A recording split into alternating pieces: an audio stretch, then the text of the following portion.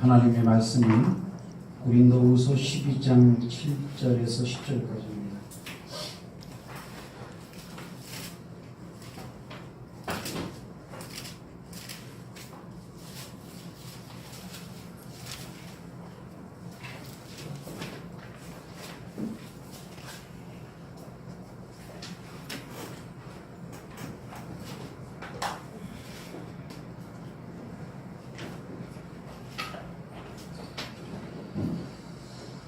고린도후서 12장 7절에서 10절까지 다 같이 읽습니다. 시작.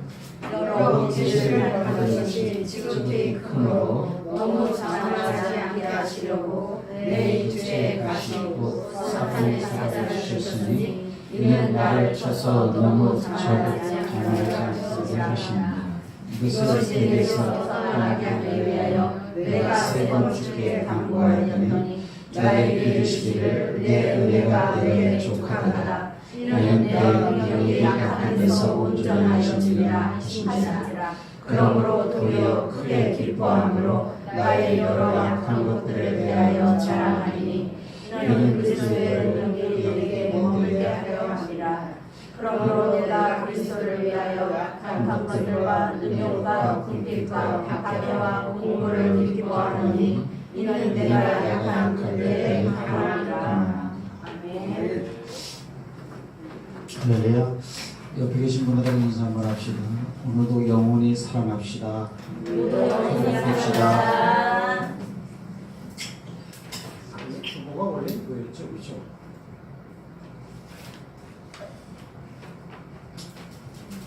원래 주보가 이건데 성경 공부할 때 좀 많이 쓰라고 갱지에다가 제가 주보를 일부러 만드는 거예요.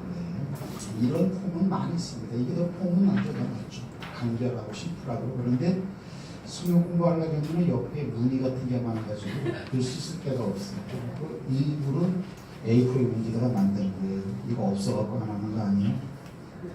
한 자라도 말씀 잘 들어 공부 열심히 하라고 하는 고육 규칙이니까 그렇게 하시고.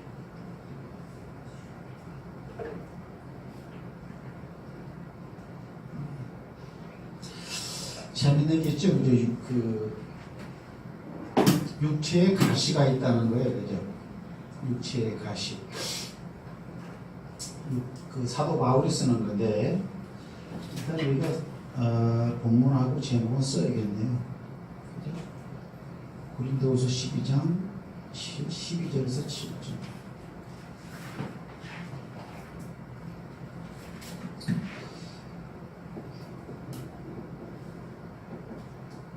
그래서 10절 그래서 역설이라고 그랬어요. 역설. 한글은 역설인데 영어로는 이제 파라독스예요. 역설이라는 게 뭔가, 파라독스라는 게 뭔가 말 그대로 반대되는 설명이라는 거죠.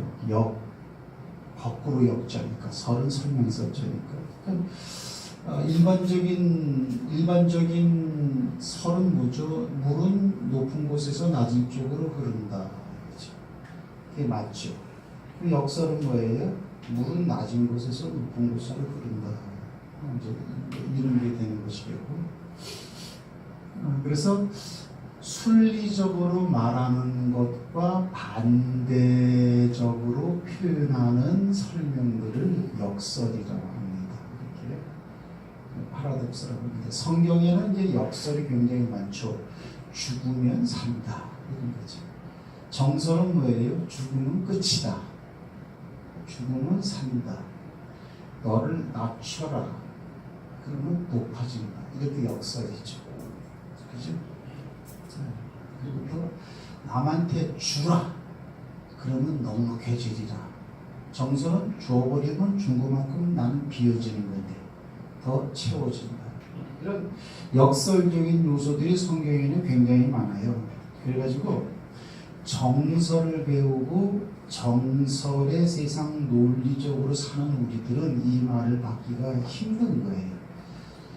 그러면 하나님께서 너 말을 잘못한 거냐 그러면 그렇게 말하는 의미를 하나님은 모두 모르시고 그렇게 써놓은 거냐? 아니다. 그 말은 그러나 맞다 이거죠. 그리고 보통 역설, 파라독스가 쓰일 때는 좀 더 차원이 높은 그 어떤 것을 설명할 때에 어떤 역설이 툭툭 나와요. 이렇게. 정설은 아주 뭐 단순한 거니까 이렇게. 오늘도 이제 그런 면에서 이제 그 파라독스적인 요소가 굉장히 많죠. 본문에 보면은 뭐예요? 이런 거 있죠. 9절 말씀 보면 내 능력이 약한 데서 온전해진다. 강해야 능력이 생기는데 오히려 약해져야 능력이 온전해진다. 이렇게 말하고 있죠. 그 다음에 또 9절 말씀 보면 나의 여러 약한 것들에 대하여 자랑하리니. 약한 것은 숨기고 싶죠. 사람들이 보통 얘기할 때 보면은 별것도 아닌데 괜히 포장해가지고 자랑하기 좋아하고 그렇죠. 그리고 또 내가 또 부족하고 나의 허물이 있고 나의 어떤 그런 핸디캡이 있는 부분은 가리고 숨기기를 원하는데 약한 것을 자랑한다고 말하는 것도 파라독스죠. 그 다음에 마지막 파라독스는 10절이에요. 내가 약할 때가 바로 강할 때가 아니냐. 뭐 이런 거죠. 병원에 있는 환자가 강해지나요? 약한 그 자체죠. 그래서 오늘 본문은 거의 뭐 파라독스로 다 차 있어요. 그러니까 이거를 읽어도 왜 이렇게 썼을까를 생각하면서 읽어야지. 그렇지 않으면은 성경은 이제 난해하다고 생각이 되어지고 평범하게 정설로 생각하며 살던 사람들은 이런 말을 가까이 가기가 쉽지가 않고 깊이 생각하려고 하질 않죠. 그래서 어려운 말이고 성경이니까 그런 말이 있는 게 비다 그냥 여러분이 말아보려는 거죠. 이렇게. 일단 오늘 본문 말씀을 통해서 우리가 한 가지 알 수 있는 게 뭡니까? 7절에 보면은 너무 교만하지 않게 하려고 내 육체의 가시를 줬다. 그죠? 이 지금 사도 바울이 글을 쓰고 있는 거니까 사도 바울은 자기 육체에 가시가 있다는 거죠. 가시라는 것은 이제 원어적으로 따져봐도 뾰족한 걸 말하는 거예요. 그러나 이제 이거는 이제 질병이라고 보통 표현을 하죠. 사도 바울의 질병이 있었다. 그 질병이 뭘까? 우리가 거기 빌립보서인가 고린도서인가에 보면은 너희가 나를 위해서 너희 눈이라도 빼서 나한테 주었으리라. 그런 표현을 볼 때 사도 바울이 눈이 안 좋지 않았겠느냐 이렇게. 그러니까 존경하는 스승이 눈이 침침하고 안 보이고 하니까 너희들이 나를 위해서 목까지도 내놓는 사람들이에요. 너희 눈까지도 빼서 눈 이식한다 그러잖아요. 이렇게. 그런 표현으로 볼 때 아마 이렇게 간질이 아니냐 안질이 아니냐 여러 가지 이제 설은 있어요. 성경에 이제 언급하고 있지는 않지만. 그래서 이 병을 고쳐달라고 3번씩이나 간구했다는 거지. 그 능력 많은 사도 바울이. 그러나 하나님이 그 기도는 들어줄 수 없다 이랬다는 거예요. 이렇게. 그 이유는 나로 너무 자만하지 않게 하기 위해서 네 분수, 네 자신을 알라라는 그런 사인으로서 하나님이 결국 그걸 끝까지 고쳐주지 않았다는 거예요. 네가 최고가 아니다. 너는 항상 약하다. 깨닫게 하기 위해서.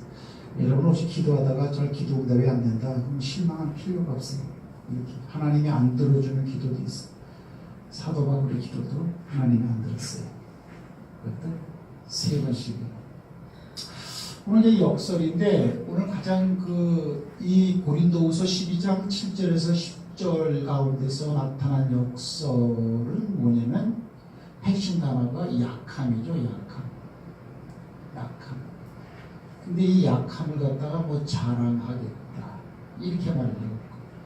내가 약할 때가 가장 강할 때, 스트롱, 가장 강함이 있을 때가 아니냐 이제 이렇게 또 말을 하고 또 뭐 무슨 게 있죠? 내 능력은 약한 데서 온전해진다. 그렇죠? 온전해지는 비법, 네가 약해져라. 능력을 많이 얻는 방법, 네가 약해져라.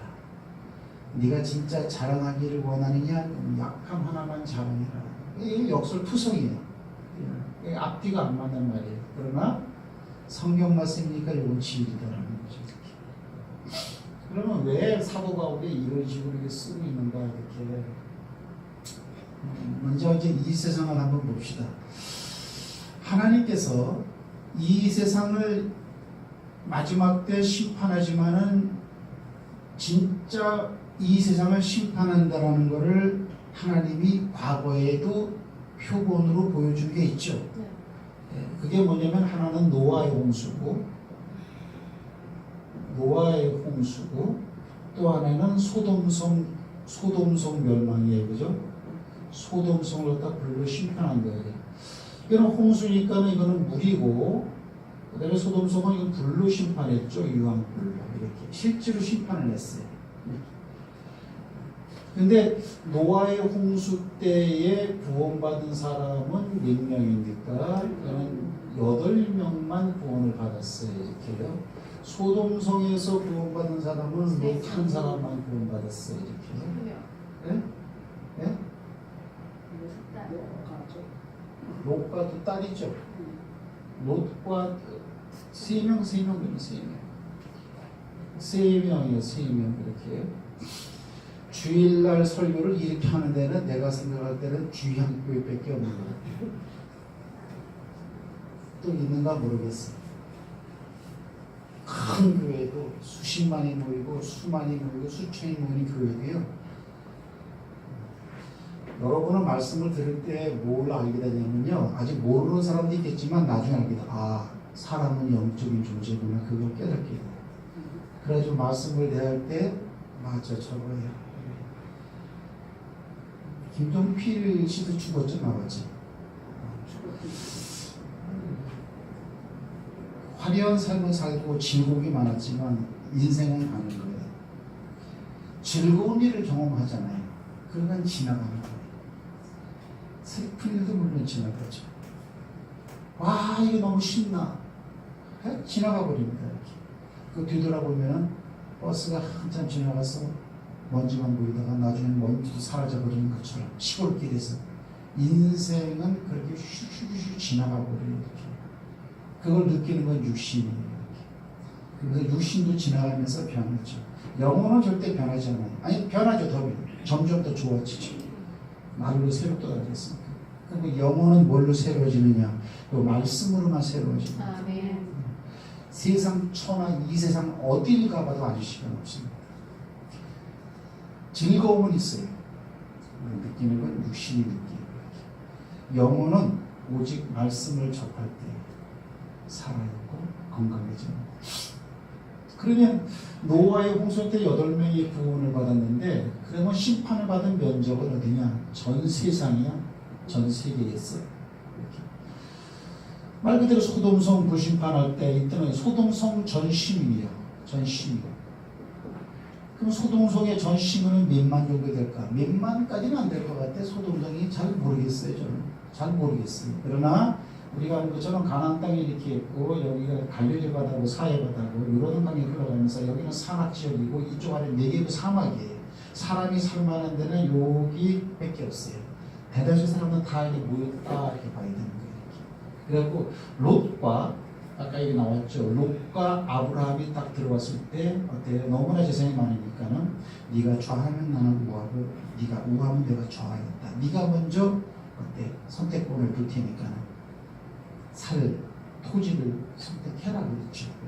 그 옷이 딱 바라보니까 이쪽은 강이니까 풀이 많잖아요. 요르단강 이쪽은 풀이 많아요. 성지순례하면서 이 차를 타고 가보면 성지순례를 하고 무슨 교회를 가고 예수님이 십자가에 못 박고 죽은데 뭐 그런 데를 가야 성지가 아니고 지형을 보는 거예요. 지형을 보면은 진짜 안에서 여기 쫙 풀밭이 왕의 대로가 쫙 그 길을 따라서 이 투어버스가 쫙 가는데 너무 좋아. 너무 최고의 최고. 박한 환경인데 최고 좋은 여행이에요. 여기처럼 좋은 여행이 없어요. 로마를 가봐도 볼 게 없더라. 그리스를 가봐도 볼 게 없더라. 유럽 쪽에 가보면 더 아름다운 데 있겠죠. 아름다울 뿐 좋은 데는 아니에요. 여기는 진짜 좋아요. 그러니까 이 롯이 딱 바라보니까 여기는 풀이 많으니까 그때 소떼 양떼를 많이 가지고 있으니까 서로 동거할 수 없는 거 아니야. 양들이 섞이니까. 그래서 이쪽을 선택했지. 이렇게. 그러다가 점점 어때요? 여기 유목 생활을 하는데 사회 쪽 이쪽에 사람들이 모여 사는 군락지가 형성돼서 이쪽으로 옮겨가는 거 아니야. 이렇게 소돔성까지 들어가서 하는 거 아닙니까? 사람들이 바글바글 모여있는 핵심 서울이야 여기가. 예루살렘이 아니고 서울이 여기라고 합니다. 사람 살기 좋은데. 가나안 땅은 어디입니까? 헤브론이 가장 살기 좋은 땅이죠. 그죠? 누가 거기 땅을 점령했죠? 갈렙이 점령했잖아요. 왜 그러래요? 아낙 자손이 살았다고 그랬으니까. 아낙 자손은 키가 장대한 민족이고 가장 힘센 놈이 가장 좋은 데 산다고 보는 거예요. 거기가 헤브론이에요. 그 사람들이 많이 산다. 얼마나 될까 20년. 소돔성이 여기에 있는 이 지역에 한 10,000명 된다고 보자고요. 이건 지극히 이건 산술적인 거예요. 다 맞는 건 아니겠지만 100% 거의 다 확증적으로 맞는 거예요. 전 세계 이때 노아의 홍수 때 온 세상에 물이 넘쳐갖고 세상이 망할 때는 전 세계에 밀만이니까 지금은 75억인가 전 세계 인구가요? 75억이라 그래도 반만 할까요? 한 35억 할까? 35억 다 죽었어. 다 죽었어. 요것만 살았어. 내가 말하는 얘기는 뭐예요? 작다. 이 숫자가 의미하는 건 뭐죠? 구원받은 자. 아주 프로페이지가 작아요.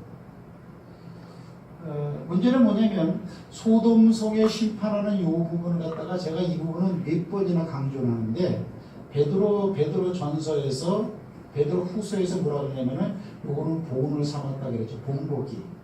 뭐예요? 심판받았지 죄를 지면 안 돼. 죄악이 관여이기 때문에 죄 지면 이렇게 돼. 다 심판이야. 소돔성 죄가 많았죠.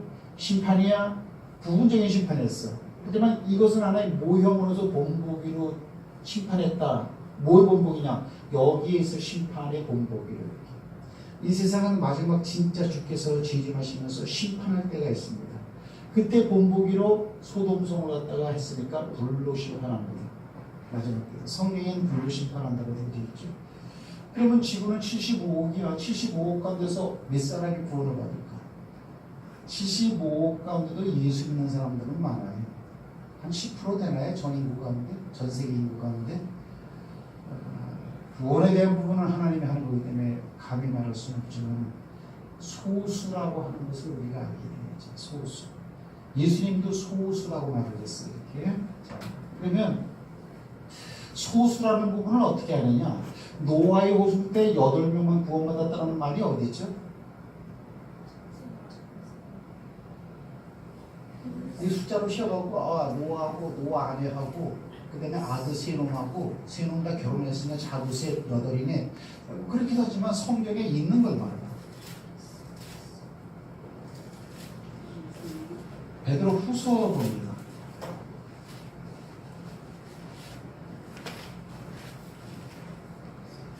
영적인 얘기를 하면은 졸립습니다. 육은. 자, 저를 보세요. 영적인 얘기를 하면은 육은 졸리고요. 육적인 얘기를 하면 육은 재밌게 깔끔하고 재밌게 했고요. 영적으로는 시끄럽거든요. 그 특징이 있어요. 베드로 후서에 보면은 거기 어디 나오죠? 2장에 보면은 거기 나오잖아요. 그죠?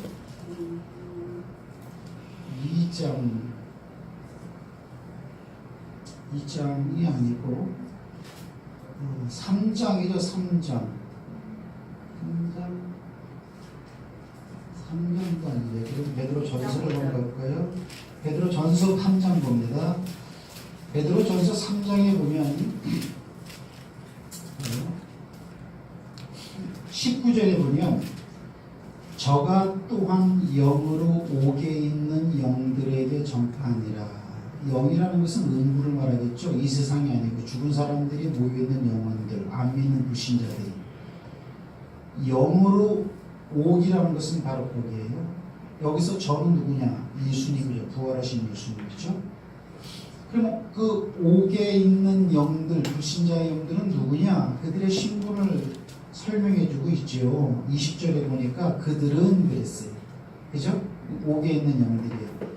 전에 노아의 날 방주 예비할 동안 하나님이 오래 참고 기다리실 때에 순종치 아니하던 자들이라.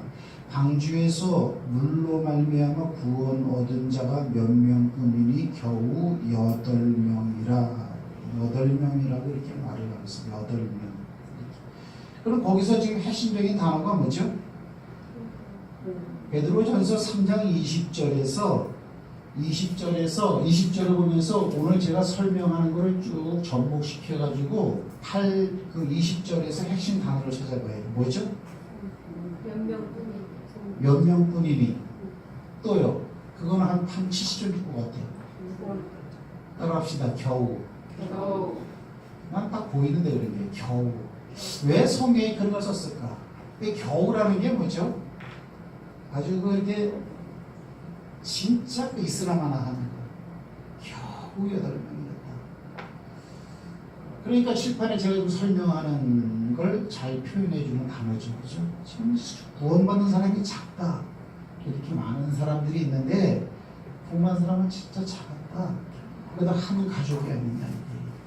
그래서 베드로전서 3장 20절에는 겨우 그러면 이것은 제가 아까 말한 것처럼 훗날 이 땅을 심판할 때의 모형으로서 미리 준 거예요. 왜냐하면 이런 게 없으면은 주님이 이 땅을 심판한다라는 걸 사람들이 믿겠어요, 안 믿겠어요? 안 믿을 거라고 그렇게. 그러나 이것은 성경 얘기가 아니고 역사 가운데 실제로 있었던 일이야. 역사 가운데 있었던 일이기 때문에 이런 건 자연재해가 될 수가 없다라는 거죠. 자연재해가 될 수는 없어요. 노아의 홍수는 자연재해가 될 수가 없잖아요. 그죠? 이거는 분명한 사실이 이런 일이 있었어. 그러면 이런 일을 행하셨던 분이 이런 일을 당하고도 죄 가운데 머물러 있는 백성들은 다시 재현시키겠다라는 말을 그때 사람들이 믿는다라는 거죠. 그죠? 그러나 이제 이것도 이제 안 믿어요. 이것도 안 믿고. 그러니까 어떻게 그걸 불신이라고 합니다. 불신. 자, 중요한 건 뭐냐면 겨우요, 겨우. 핵심 단어 하나, 키워드 찾았어요. 겨우 구원받는 사람. 이렇게요. 자, 오늘날에 이제 믿는 사람들은 내가 볼 때는 많아요. 진짜 많아요. 그러나 성경은 겨우라고 말을 하고 있다는 거고, 그러면 이렇게 심판당할 때, 심판당할 때 이 사람들은 뭐 하고 있었어요? 이 사람들은 뭐 하고 있었죠? 이 사람들은 뭐 했어요? 거기 한번 봅시다. 3장.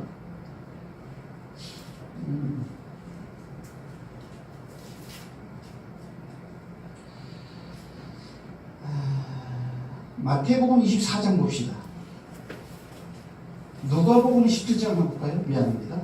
누가복음 17장.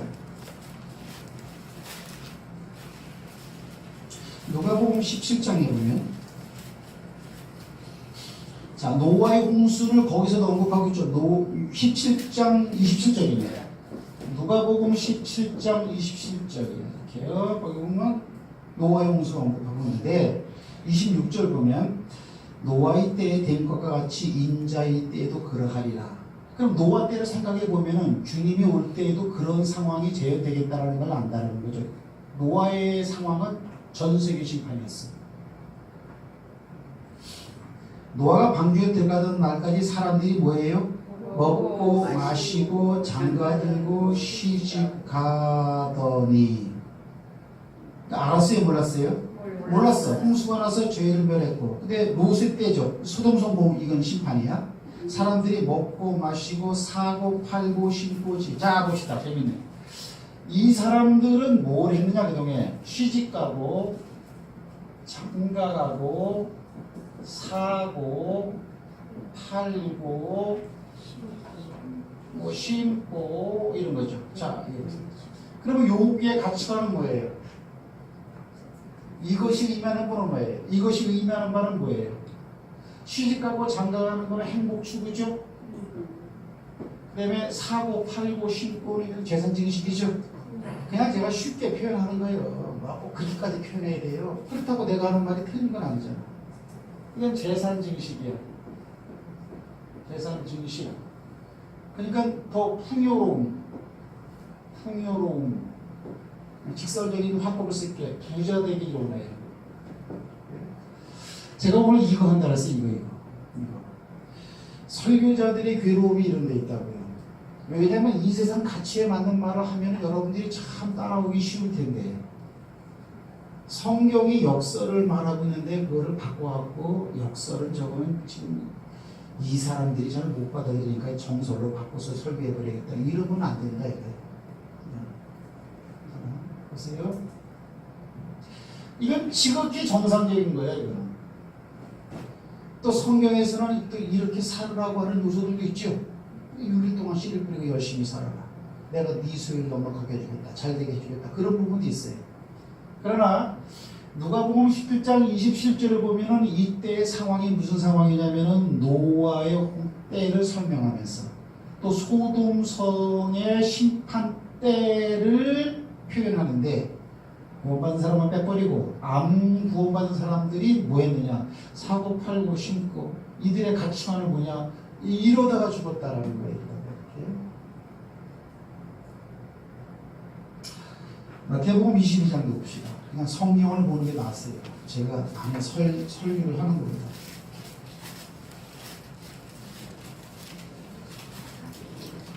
마태복음 22장에 보면은 거기 보면 그 혼인잔치 비유가 나오죠. 네, 처음 혼인잔치 비유라는 게 뭐야? 결국 주인과 초청받은 사람이 한 자리에서 즐겁게 만나는 그게 혼인잔치잖아요. 그 혼인잔치가 의미하는 바는 결국 하나님이 이 땅에 와서 택한 백성들을 자기 백성으로 삼아서 모아들여서 완전히 그 구원을 완성시키는 그 부분을 비유적으로 그렇게 표현한 거 아니야. 그죠? 거기 보면 혼인잔치를 차려놓고 사람들을 초청한단 말이야. 4절에 보면요. 다시 다른 종들을 보내며 가로되 청한 사람들에게 이르되 내가 옷차를 준비하되 나의 소와 살찐 짐승을 잡고 모든 것을 갖추었으니 소를 잡았대. 혼인잔치 가서 먹으라 이거야. 그러니까 뭐라 그러냐면 반응이 저희가 돌아보지도 않고 하나는 자기 밭으로 가고 하나는 자기 제 성경에는 상업차로 가고 그랬네. 사업하러 갔다. 사업이 더 낫네. 그렇게 바꿨구나. 마태복음 22장 5절. 마태복음 22장 5절에는 사업하러 갔다. 사업. 사업이 뭐야? 이거 아니야? 사업. 그죠? 비즈니스. 그리고 마태복음 22장은 요거는 혼인잔치인데 혼인잔치. 카메라 좋으신 분은 한 번 좀 찍어주세요. 지울 거니까. 땡겨가지고 내가 나와도 괜찮아. 자, 혼인잔치는 이거는 이 혼인잔치가 의미하는 바가 뭐냐면 이게 바로 심판 때를 말하는 거죠. 그래가지고 오라 초청해갖고 그 사람들은 그 주인의 말을 듣고 주인께로 간 사람들, 믿는 사람들. 그리고 믿는 사람들이 그 즐거움을 한 자리에 모였을 때 표현하는 것이 혼인잔치 비유라고 얘기해요. 근데 그때에도 오지 않는 사람들, 즉 혼인잔치 자리에 들어가지 못한 자들, 하나님의 사랑을 받지 못한 자들, 그런 자들의 가치관은 뭐냐면 사업하러 갔다, 밭을 갔다, 밭에도 종자 뿌려갖고 씨 읽어가지고 재산 증식을 이게 똑같다라는 거예요. 사고 팔고 심고 이렇게 된다는 거예요. 심판 때에 이 세상의 사람들 중에는 못만 사람은 적다. 심판받은 모든 사람들의 가치관은 돈 외에는 없다. 한마디로 말하면 돈. 그러면 이제 이건 성경이 말을 하고 있는 거니까 이건 100% 맞는 거야, 그죠? 이게 내 얘기가 거의 안 들어갔어. 거의 100%야. 그러니까 이제 설교를 하다 보면 설교자의 억양이 나오고 언어의 스피치가 나오고 감정이 나오니까 그런 데 치우치면 안 돼요. 절대로. 그 내용 자체를 치우쳐야지. 설교자의 외모라든가 그런 건 중요치가 않아요. 암만 외모가 깔끔하고 이쁘고 멋들어지고요. 그래도요. 개살구 설교라고 있다. 그런 건 싹뿐이야. 그러면 이렇구나. 그럼 여기서 우리가 예수 믿는 사람으로서 여기에 들어가야 되는 가치관을 가지고 사는 사람으로서 우리의 일상생활의 가치가 어떻게 변해야 되느냐? 이러고 있으면 안 된다는 거예요. 그러니까 나는 힘들다고 지금 역설을 갖다 얘기해야 되니까 왜? 여러분들은 저도 이거 좋아하고 있어. 근데 그렇게 하면 안 된다는 게 힘든데 여기 있다고. 그러면 봐요.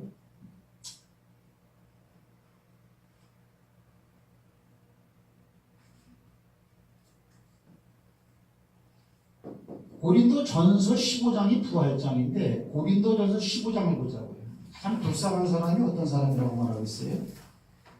성경에서 말하는 불쌍한 사람. 15절. 불쌍한 사람은 기억나는데.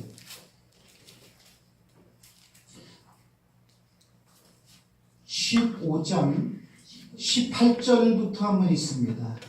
18절부터 다 같이 한번 시작. 또한 그리스도 안에서 잠자는 자도 망하였으리니 만일 그리스도 안에서 우리가 바라는 것이 다만 이 세상의 삶뿐이면 모든 사람 가운데 우리가 더욱 불쌍한 자이니라. 이게 참 내가 설교를 잘 못해서 미안해요. 불쌍한 게 아니고 가장 불쌍한 가장 불쌍한 사람은 어떤 사람들이냐? 그리스도 안에서 그리스도 이름을 부르면서 뭔가 소망하는 것이 있는데 그 소망하는 것이 이 땅에 있는 것들 뿐이라면 이런 얘기야. 이렇게 가장 우리가 불쌍한 사람입니다. 가장 불쌍한 사람이지. 뭐야? 헐벗은 사람이 아니고 못 배운 사람이 아니고 사람에게 버림받은 사람이 아니고 그죠? 그게 아니고 이 사람은 돈이 많을 수도 있어요. 학식도 좋을 수가 있고 그러나 신자인데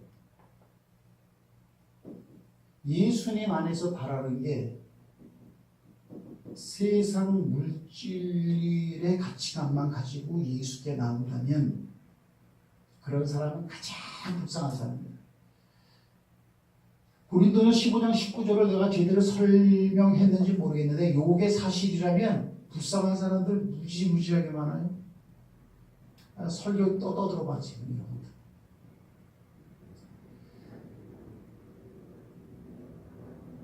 기도원 가면 말할 것도 없고 기도원 가면 무조건 잘 되라. 문제 해결. 영혼에 대한 건드려줌이 없어요.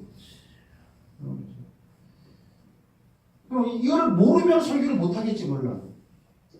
알죠 부분적으로는. 그러나 이 말씀을 쭉 효과적으로 이렇게 엮어가지고 한 보자기 안에 있는 내용으로 만들지 못해서 이거를 못 가르치고 있다고. 부분적으로 다 알죠. 이런 것들 이렇게.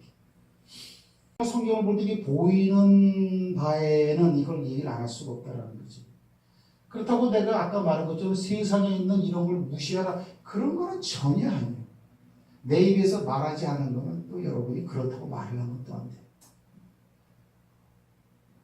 하나님의 허락하시는 가운데 내서 이거를 받으시고 이거를 받은 것만큼이나 하나님에 대한 사랑과 하나님에 대한 다가감과 하나님의 의지력이 더욱더 즉 믿음이 더욱더 커지는 방편으로 하나님 이걸 쓰는 거지.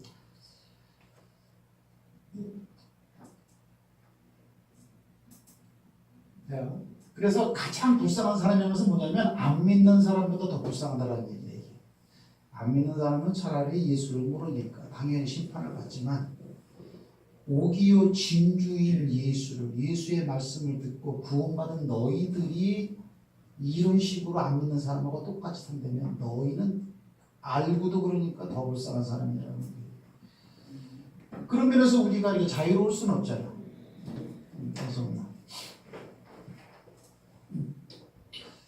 오늘하고 수고는 많았다. 멀리서 오느라고 애썼지. 근데 기왕에 오는 것 다음 주부터는 좀 늦지 말아봐라. 애썼어. 왜냐면 시간이 중요한 게 아니라 이걸 못 들어서 안타깝다라는 얘기야. 나는. 예배 시간이야. 12시에 드리면 어떡고 1시에 드리면 어떡겠어. 이걸 중요한 시간이야. 이렇게 설교를 하면서도 나도 자유로울 수가 없다라는 거죠. 자유로울 수가 없죠. 그래. 이 세상에서 뭘 하든지 간에 항상 돈이 필요해요. 그러나 이렇게 말하는 바울을 보자고. 바울 보면 바울은 원래 이런 영역에서 넉넉했던 사람이에요, 적었던 사람이에요? 굉장히 넉넉했던 사람이에요. 사도행전 26장에 보면요, 이 사도 바울은 어떤 사람이냐면요, 사도행전 봅시다. 내가 역설을 얘기하는 거예요. 성경의 역설이에요.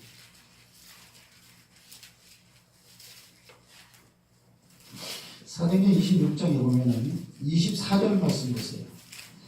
24절 한번 다 같이 한번 읽겠습니다. 시작. 바울이 이같이 변명하니 베스토가 크게 소리하여 가로되 바울아 내가 미쳤도다. 내 많은 학문이 너를 미치게 하니 이랬어요. 여기 24절에 보니까 나도 이거 어느 목사님이 정수영 목사님분이 설교한 내용을 예전에 들어서 내가 알고 있는 부분이에요. 이게 뭐라고 하냐면 등장인물이 누구냐면 베스도가 있어요. 근데 바울이 있어요. 그럼 베스도는 뭡니까? 베스도는 각하라고 말해요. 각하라는 것은 오늘날로 말하면 우리 대한민국 사람들은 대통령 각하한단 말이야. 그럼 각하라는 것은 최고위층을 말하는 거야. 그럼 이때 당시에는 이 각하라고 했을 때 총독이야, 총독. 그럼 베스도 총독 있기 전에는 벨릭스 총독이라고 썼어요. 어려운 사람 이름이지만 벨릭스 총독이라고 썼어. 이때까지만 해도 로마의 식민지이기 때문에 로마에서 파견 나온 지역 사령관이라고 총독이에요. 벨릭스 총독 앞에는 여러분들 우리가 아는 것처럼 뭐예요? 본디오 빌라도 총독 있었어요. 예수를 갖다가 죽일 때에 그 행정을 받던 총독이 빌라도 총독이야. 그다음에 소임을 임기가 끝나니 가버리고 벨릭스 총독이 오고 벨릭스 총독이 끝나니까 베스도 총독이 왔다고. 사도 바울이 복음을 증거하고 막 그럴 때는 벨릭스와 베스도 총독이 됐어요. 근데 이 베스도 총독이 바울 보고 뭐라고 하냐면 바울아 네가 미쳤다. 네가 배운 많은 학문이 너를 미치게 한다 그랬어요. 그러면 바울이 무슨 말을 했다는 거 아니에요? 뭐예요? 예수 믿으면 구원받는다라는 거예요. 각하도 예수 믿어야 구원받습니다. 다시 살아납니다. 그 말을 듣고 네가 미쳤다. 그러면 베스도의 생각은 뭐예요? 죽으면 끝인데 네가 예수 믿으면 산다 그러니까 네가 그렇게 말을 할 때는 그러니까 여러분들 간단해요. 예수 부활을 증거하면 미치광이가 돼요. 우리가 미쳐도 주를 위해 미치고 우리가 정신이 운전하여도 주를 위해 운전해진다고 사도 바울이 말했거든요. 미쳤다고 그래서 거품 무는 사람이 아니잖아. 성경에는 뭐 네가 미쳤다 그랬어요. 베스도가 바울 보고. 왜? 멀쩡하게 바울이 있어요. 바울의 입에서 나오는 예수 믿으면 다시 살아납니다. 그래서 미치광이라는 말을 들었어요. 여러분도 미치광이라는 말을 들어야 할 거 아니에요. 그러면 베스도는 각한데 신분이 높은 사람인데 바울이 공부를 많이 했다라는 걸 알고 있더라 이거야. 여러분 공부 많이 한 사람들은 많겠죠. 똑똑한 사람도 많겠죠. 그렇다고 대통령이 서울대학교 수석 졸업자들 갖다가 다 꿰쳐가 알고 있어요? 모르지. 그러나 이 총독이 바울한테 하는 말이 바울아 네가 많이 학문을 배우더니 그 많은 학문 때문에 결국 네가 뭔가 좀 헷갈리는 게 정신이 아니냐 지금 이렇게 말하는 걸 봐서 대통령이 바울의 학문성이 높다라는 걸 표현할 때는 바울의 신분이 일상적인 과거에는 높았다. 그의 신분이 일상 사람들에게 드러난 신분이었다. 아니면 주변 너리 사람이었다. 어떤 사람이었다는 거예요? 드러난 사람이었다는 거예요. 제가 뭐 얘기하고 있죠? 사도 바울이요. 오늘 보면요. 나의 약함을 자랑한다. 이렇게 말했어요. 그러나 그는 약한 자가 됐어요. 원래 그가 예수를 믿기 전에는 굉장히 똑똑한 사람이고 그 다음에 이제 성경을 안 찾을게요. 나는 가말리알 문화에서 교육을 받았다. 가말리알 문화 수석생이라는 거죠. 그럼 아주 우수생이라는 거죠. 나는 바리새인 중에 바리새인. 그 다음에 이 바울은 국회의원이었어. 바울이 국회의원이었다는 걸 어떻게 알아요? 처음 듣는다던 겁니다. 네? 바울이 국회의원이라는 말 들어봤어. 오늘날로 말하면 국회의원이야. 여기도 저기. 사도행전 25장.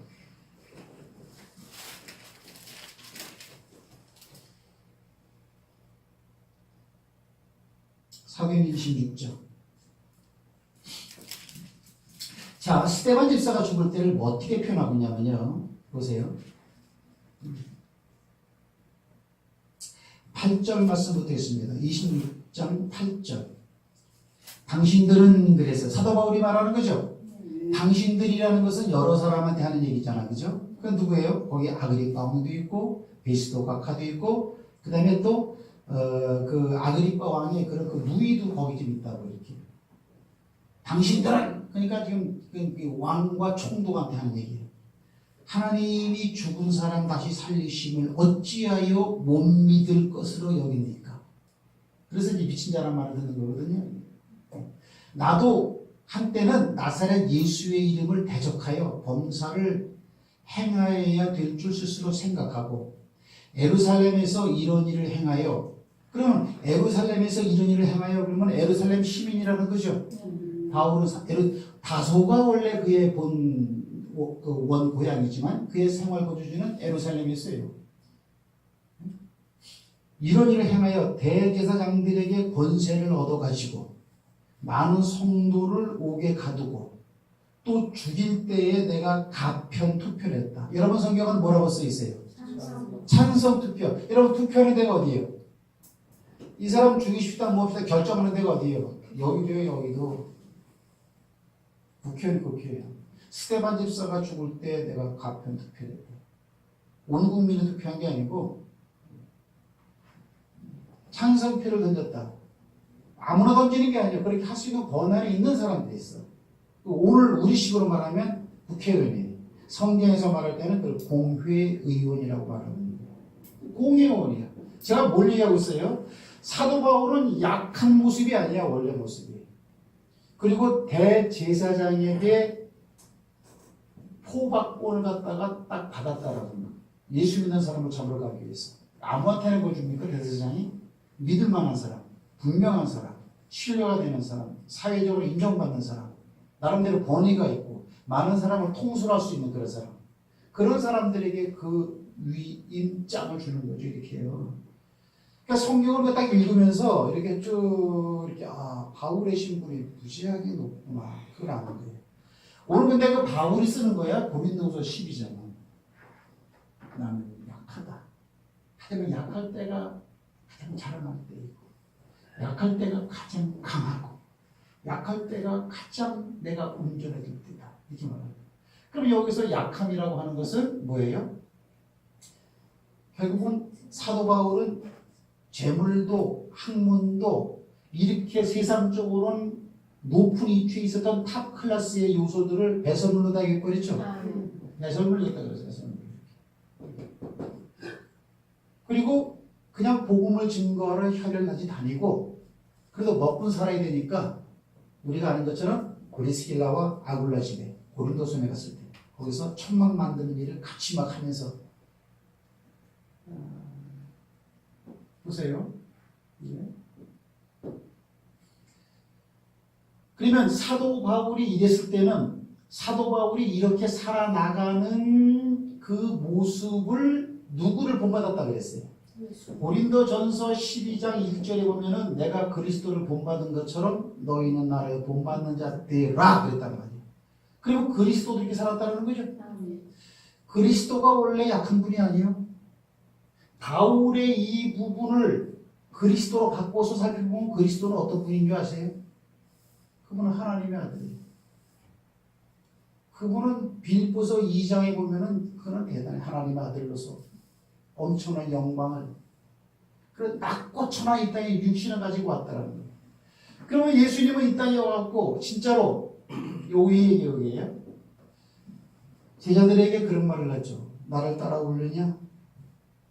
나를 따르는 제자들은 지금 예수 따라 십자가를 지겠다는 얘기요. 예수 따라가면서 돈 벌겠다는 거예요. 돈 벌겠다고 따른다라는 거 아니야. 돈 벌겠다고 알고 있는 것처럼. 그러니까 뭐라 그래요? 여우도 굴이 있고 새도 깃들 둥지가 있지만 인자는 머리 둘 곳도 없다. 머리 둘 곳도 없다는 거예요. 그러면 약해져 있는 상황이야. 예수님의 삶을 보면요, 굉장히 약해져 있어요. 여기서 약해져 있다라고 하는 것은 그분의 신성이나 그분의 능력이나 그분의 진리나 그런 영역이 아니고 세상 사람들이 사람 대 사람으로 바라보는 상대적 비교를 볼 때는 굉장히 약한 분이에요. 가진 것도 없고 나약하고 아무것도 없어요. 하지만 그분은 강했습니다. 그분은 굉장히 강했어요. 설교가 이제 어려워요. 왜? 생각이 그래도 가니까. 그러면 이미 예수님은 이렇게 약했던 부분이지만 그분은 굉장히 강하신 분이다라는 게 이미 구약성경에 되어져 있어요, 없어요? 예표로 되어져 있어요, 없어요? 있다고 하는 사람은 어디라고 말을 할 줄 알아야 돼? 이사야서 어디? 예수님의 약함에 대해서 뭐라고 말을 하냐면요. 이사야서 53장에 보면요. 그 다음에 이사야서 9장에 보면요. 이사야서 53장 뭐라고 말하냐면요. 그 모습은 우리가 흠모할 것도 없고 아름다운 모습도 없고 마치 마른 가지에서 나오는 새 순 같아서 우리의 보기에 흠모할 만한 것이 없도다. 이랬어요. 아주 예수님은 외모적으로도 형편이 없었어요. 실제로. 그러니까 우리가 보기에 흠모할 만한 이게 바라볼 만한 무슨 구석이 없는 사람이라는 거예요. 아주 찌질찌질한 그런 사람이라는 거예요. 그걸 갖다가 이사야서 3장에 말하고 있어요. 그러나 이사야서 9장은 뭐라고 말하고 있어요? 그렇게 꾀지지한 그분이 장성한 씨름 장사로 이 땅에 온 것이 아니고 한 아기로 왔다. 연약한 말하고 있어요. 그러나 그 어린 아이로 왔으니 이는 어때요? 미디안의 날과 같이 다 전쟁의 이사야서 9장 말씀 보면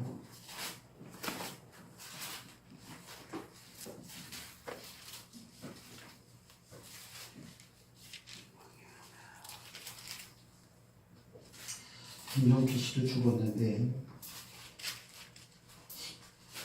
김영삼 씨도 죽고 김대중 씨도 죽고 상김이 갔죠. 그들만 가는 게 아니고 때가 되면 우리도 갑니다. 자, 9장 보세요. 2절 보면 흑암에 행하던 백성이 큰 빛을 보고, 그러면 이건 권세와 능력이죠. 사망의 그늘진 땅에 거하던 자들에게 빛이 비추었다. 희망이죠. 주께서 이 나라를 창성케 하시며 그 즐거움을 더하게 하셨으므로 추수하는 즐거움과 탈취물을 나누는 때의 즐거움같이 그들이 주의 앞에서 즐거워하오니 이는 그들의 무겁게 맨 멍에와 그 어깨의 채찍과 그 앞제자의 막대기를 꺾으시되 미디안의 날과 같이 하였습니다. 우리가 아는 것처럼 기디온과 300용사와 미디안을 갖다가 쳐부수는 사건 아시죠? 엄청난 전쟁의 승리를 이긴 것처럼 그런 일이 막 일어난다라는 거예요. 그러면 탈취물을 전쟁에서 이긴 사람은 탈취를 전리품을 얻을 때 기쁨이잖아요. 그런 게 막 있다라는 거예요. 그 다음에 5절에 보면 어지러이 싸우는 군인의 갑옷과 피 묻은 복장이 불에 석까지 살라지라니 우리를 위협하고 위해하는 모든 요소들이 다 불사라져야 됩니다. 그 이유는 뭐냐? 6절 이는 한 아기가 우리에게 낳고 할렐루야. 아기는 약하잖아. 하지만 그 어린 약한 모습으로 오신 예수님 때문에 어때요? 엄청난 능력과 권세가 지금 일어나고 있다. 이렇게 말을 하고 있는 거죠. 네. 할렐루야. 네. 자, 그런 거예요. 이렇게 해요. 이런 거예요. 그래서 예수님도 그렇게 이사야서 53장에는 비하라 그래. 그 낮을 빛자에 비천할 빛자에 아래 하자. 낮아지는 거예요. 그런 모습이에요. 그러나 이사야서 9장은 승기를 말해. 예수님의 엄청난 영광과 권세. 그런 분이지만 그 안에는 그런 능력과 권세가 있다.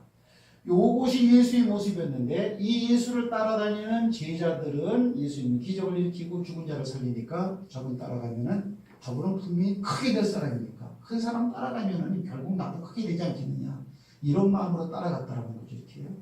그들이 그런 마음으로 따라가는 걸 주님은 돌이켜라. 네가 나를 따라오려고 하느냐? 나를 따라오려고 하느냐 하면서 여우도 굴이지만 인자는 머리 둘 것도 없다라고 말을 하는 이유는 뭡니까? 그들이 그런 잘못된 생각을 하고 있기 때문에 나를 분명히 알고 따라오라는 거죠. 나를 따르는 자는 출세 그러려면 따라오지 마라. 그게 아니라는 거예요. 왜? 예수님이 가는 길이 출세의 길이 아니고 죽는 길이라 죽는 길. 그냥 어떻게 하다가 죽는 길로 코스로 들어선 게 아니고 원래 그 계획이 돼 있었대 이렇게. 이 땅에 여러분이 출생할 때 목적이 있겠지만 예수님이 이 땅에 보내받고 출생할 때는 목적은 하나예요. 죽이기 위해서 하나님이 됐어요. 근데 그 예수를 따라가면서 이 땅에서 이 부분을 갖다가 이렇게 이루겠다라는 거예요. 오늘날 교회도 많다라는 거죠. 이건 가치관에 대한 얘기예요. 오늘 본문을 이제 이걸 설명을 이렇게 쓰니까 이제 아는 거예요. 이제. 오늘 고린도서 12장에 보면은 나의 약할 때 강함이라. 내 약할 때 내가 온전히 신다. 내 약한 것을 내가 자랑하겠다. 그때 왜 자랑하고 약할 때 왜 내가 온전해지냐? 그때가 가장 강할 때라는 거예요. 그게 뭐예요? 약한 사람은 약한 자기를 의지할 구석이 없는 거죠. 약한 사람은 뭐 자기 자신이 뭔가 해보려고 하는 건 소스가 없어. 전폭적으로 누구만 의지하게 됐어요? 예수님만 의지하게 됐어요. 할렐루야. 네. 그러면 하나님은 약한 자들이 고통받는 것을 기뻐할까요? 즐거워할까요? 절대 기뻐하지 않고 즐거워하지 않고 후원하시는 분입니다. 자, 어디를 바라보시냐면요. 신명기 23장 말씀 봅시다. 신명기 25장, 출애굽기 17장, 그 다음에 사무엘상 15장, 대충 보자.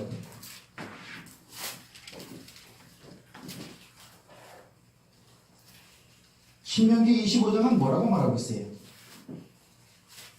누구를 얘기하고 있나 해보세요. 거기서 누구를 쭉 얘기를 하느냐면요. 17절 말씀 봅시다. 17절에 보면은 그 주제가 뭐예요? 아말렉의 이름을 없애라고 말을 하고 있는 거죠. 네. 자, 300페이지의 구약성경. 아말렉은 어떤 족속이죠? 이스라엘 백성들이 40년 동안 광야에서 헤맬 때에 광야에 전투하고 전쟁하는 야만 민족이라고 볼 수 있는 거죠. 전쟁을 잘하는 민족. 너희가 애굽에서 나오는 길에 아말렉이 네게 행한 일을 기억하라. 뭐하라? 기억하라. 그러면 아말렉이라는 족속이 광야의 거주지를 가지고 있는데 이스라엘 백성들이 40년 동안 광야에서 헤맸으니까 서로 충돌하고 마주치는 적이 있었겠죠. 네. 있었다는 거예요. 곧 그들이 하나님을 두려워하지 아니하고 너를 길에서 만나 너의 피곤함을 타서 내 뒤에 떨어진 약한 자들을 뭐해요? 약한 자들을 쳤다라는 거예요. 정정당당하게 이스라엘 백성을 정면에서 너 나하고 맞짱 뜨자 이렇게 한 것이 아니고 가만히 보다가 여러분 이스라엘 백성들이 여러분 출애굽한 백성들이 대략 몇 만인지는 모르잖아. 근데 몇백만은 된다라는 얘기죠. 왜? 장정만 60만 명이니까 20세에서 50세까지 정정한 힘을 쓸 수 있는 남자들의 숫자만 60만이야. 그러니까 남자들 갖다가 늙은 사람들 50세 이상, 그 다음에 20세 이하 젊은 사람들, 어린이들, 여자들 전체. 그러면 최소한도로 한 250에서 한 400까지는 보세요. 한 민족이 다 나왔으니까. 그러면 여러분들 한 400만 명 되는 사람들이 여러분 행진을 하려고 그래요. 걸어서 행진. 그 행렬이 얼마나 길겠어. 400만이 아니고 250만이라고 하죠. 250만만 돼도 이거 한번 움직이려고 그래요. 행렬이 얼마나 되겠어. 이렇게. 그러면 어때요? 선두가 양 저기 서울에서 간다면 끝머리 저기 부산에서 가고 있어 지금. 그럼 어때요? 맨 뒤에 처지는 사람들은 약한 사람들이야. 힘없는 사람들, 여자들, 노약자들, 아픈 사람들을 누추하고 하는 사람들은 앞서갈 수가 없다고. 뒤에 자꾸 처지게 된다는 거예요. 물론 지파별로 지파의 깃발을 세우고 지파별로 쭉쭉쭉 갔지만은 약한 사람들은 뒤처질 수밖에 없다고. 근데 아말렉 족속은 뭐였냐? 그 뒤에 처진 약한 자들을 쳤다라는 거예요. 그래서 천하에 그거를 도말해버리라고 말을 하고 있죠. 실제 싸우는 부분이 있죠. 출애굽기 17장이다. 17장 봅시다. 출애굽기 17장에 보면은 8절부터 봅니다. 108페이지. 다 같이 한번 읽습니다. 시작. 이르러 이스라엘과 레위되면서 싸우니라. 모세가 여호수아에게 이르되 우리를 위하여 사람들을 택하여 나가서 아말렉과 싸우라. 내가 하나님의 지팡이를 손에 잡고 산꼭대기에 서리라.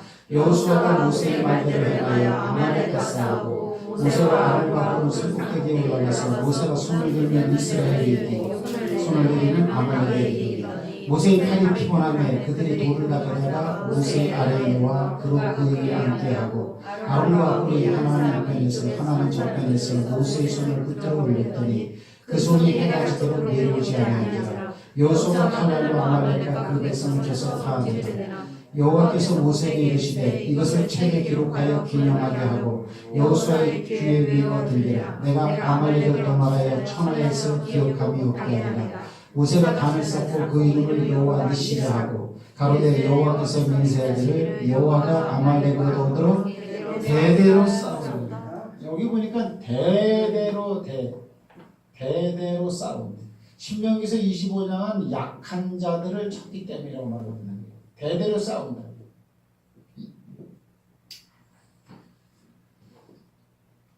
그럼 하나님의 성품 하나를 발견하게 됐죠. 네. 성품 중에 여러 가지가 있겠지. 그 중에 하나는 뭐예요? 약자들이 고통받는 걸 절대 눈 감고 놔두지 않으시오. 약한 자를 도우시고. 여러분 사람 삶 가운데 약한 자들이 누굽니까? 누구예요?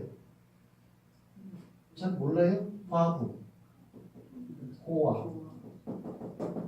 이거는 율법에도 나와 있어요. 벼 이삭할 때 벼 이삭 그 깡배에 다 하지 말고 벼 이삭 밑 부분은 그냥 밭 이장, 논 이장에 그냥 남겨놔라. 왜? 고아와 과부 들어서 나중에 그걸 얻어가도록 이렇게. 꼭 주라. 신약에도 마찬가지. 신약에도 우리가 하는 것처럼 초대교회 때 여러분 밭과 농과 재산을 팔아가지고 사도들의 발 앞에 뒀을 때, 그 부재사고 했을 때 과부들에게 먼저 나눠줬어요. 그건 사람들이 이렇게 하지만 하나님이 그렇게 하라고 했으니까 또 하나님이 이렇게 도와주시는 거예요. 근데 꼭 과부와 고아만 도와주라는 게 아니고 약한 자들을 도와줘요. 약한 자들. 물론 여기는 지금 우리가 아말렉이라는 민족하고 싸우는 거지만 여러분들 우리의 싸움은 신약시대에 말하기를 혈과 육과 군대와 군단끼리 싸움이 아니고 하늘 공중 권세 잡은 악한 영들과의 싸움이라고 했으니까 그것과의 싸움에서 무엇을 의지해야 그들을 이길 수가 있겠어요? 나는 할 수 없습니다. 나는 부족합니다. 나는 없습니다. 오직 주님만 바라봅니다. 사도 바울이 오늘 고린도후서 12장에서 이렇게 말을 할 때 나는 약합니다. 나는 병신입니다. 나는 아무것도 할 수 없어요. 더 이상 나한테 뭐라고 하지 마세요. 이러려고 이거 쓰는 거예요? 아니죠. 이 배후에는 뭐예요? 하지만 전능하신 하나님이 계십니다. 사도 바울의 삶을 보라고요. 약함이 약함으로 드러나요. 강함으로 드러나지. 어떤 환경을 초월하는, 어떤 사람을 초월하는, 어떤 상황을 초월하는 모든 상황, 모든 여건 가운데서 안 보이는 계시는 하나님 같다고 볼 수 있는 그것처럼 강함이 어디 있어요?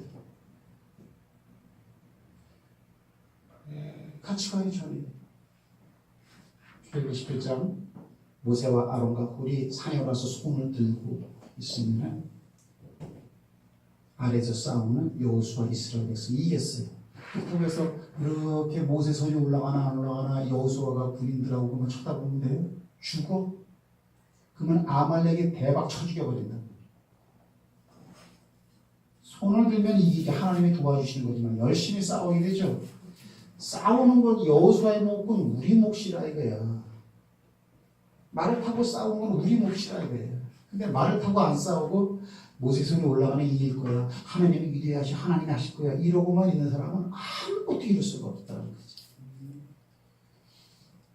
말씀을 마칩니다. 시간이 됐기 때문에요. 내용은 굉장히 많아요. 내용은 더 자세하게 사실 해야 돼. 그냥 칠판을 쭉 보면서 구원한 사람은 작다. 대대의 사람들은 대다수는 왜 죽었느냐. 이 땅의 목적을 두고 살았기 때문이다. 이렇게. 이거는 큰 거를 말하는 거예요. 사도 바울도 원래는 그런 사람이었다. 그러나 그는 약했다고 말을 하고 있다.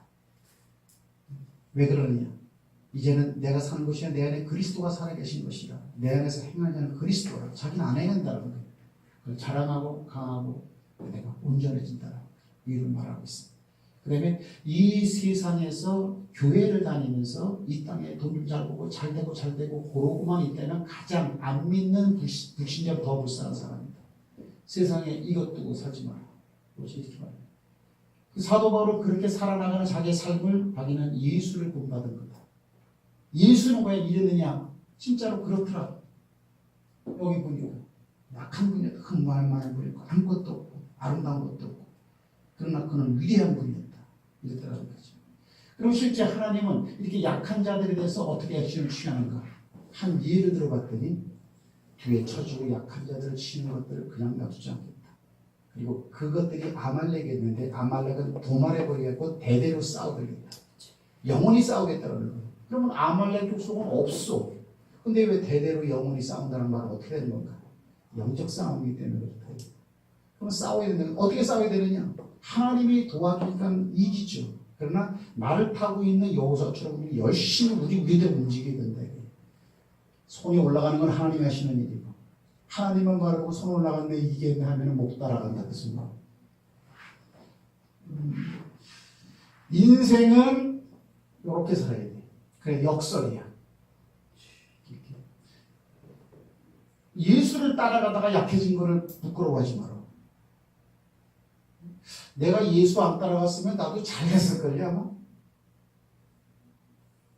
설계실에 있으면서 자재과하고 연관돼서 있기 때문에 엄청나게 돈을 맞았을 거예요. 여러분 조선소에 자재가 얼마나 많이 들어가는 줄 알아요?